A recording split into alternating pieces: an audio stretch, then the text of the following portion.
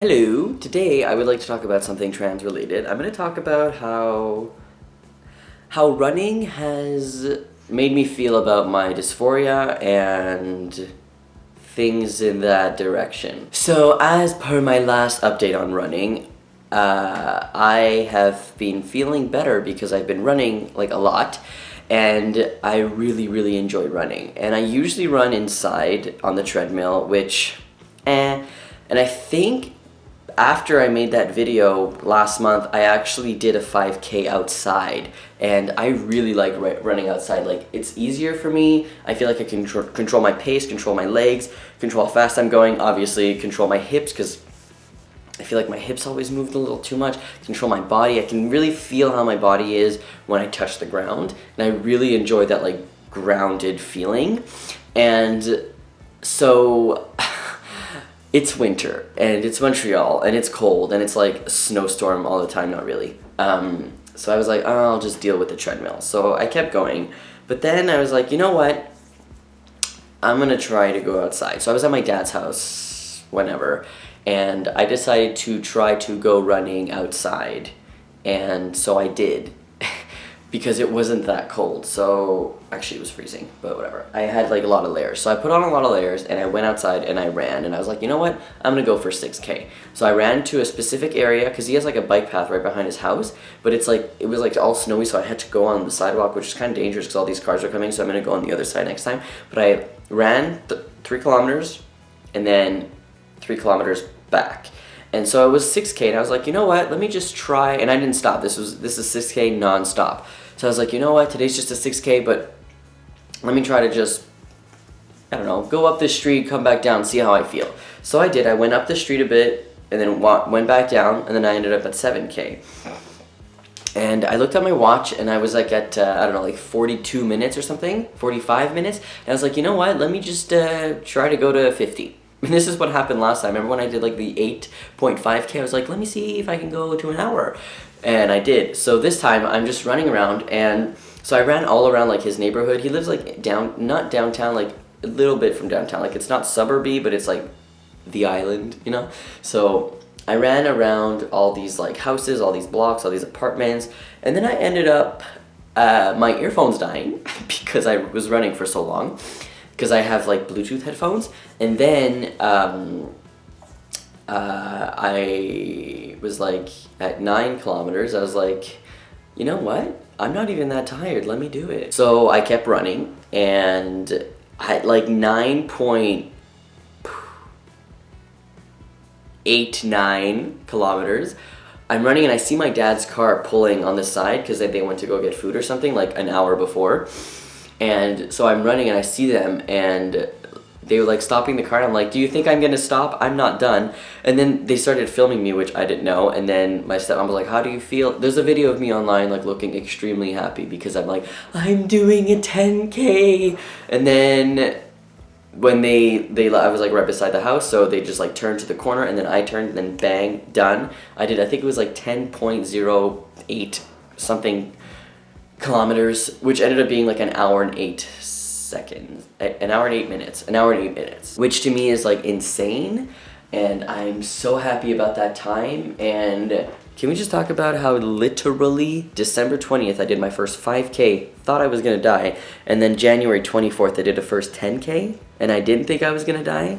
I don't know what's going on with me. I feel like I'm bragging right now, and I don't want anybody to feel bad. I feel like it's hard for me to like talk about how well I'm doing in running and like eating and losing weight and stuff, because I feel like people feel bad, and like I don't want people to think I'm like shoving it in their face, because I really don't care what anybody else does. Like, it's cool if you want to do things, it's cool if you don't, but I don't know, it's making me feel a lot better. And this video is about my dysphoria. I don't even know where I went now. So my point is that I talked about this in my other video, that I wear spandex shorts and then to the gym, just the shorts, right? So they're super tight on me, you can see dead ass.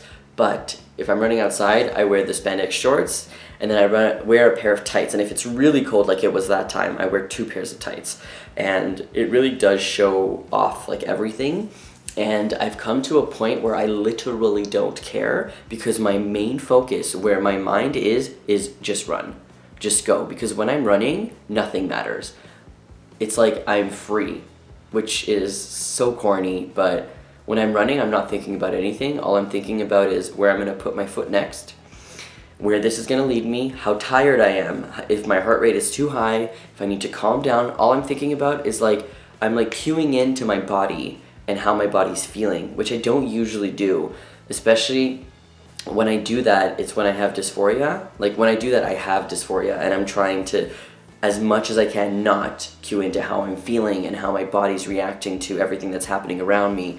But now I have to, and I want to, and it makes me feel better. Sometimes I think about like my hips look in the tights, but more recently I literally don't care, because my thighs are like all muscle now, and so are my calves. Yeah. And I don't know, like, I don't give a shit. I don't care about any of that, like what my body looks like anymore, and I really like that. Also, I've lost like a lot of weight, like a lot, like I think like 20 pounds, like for real.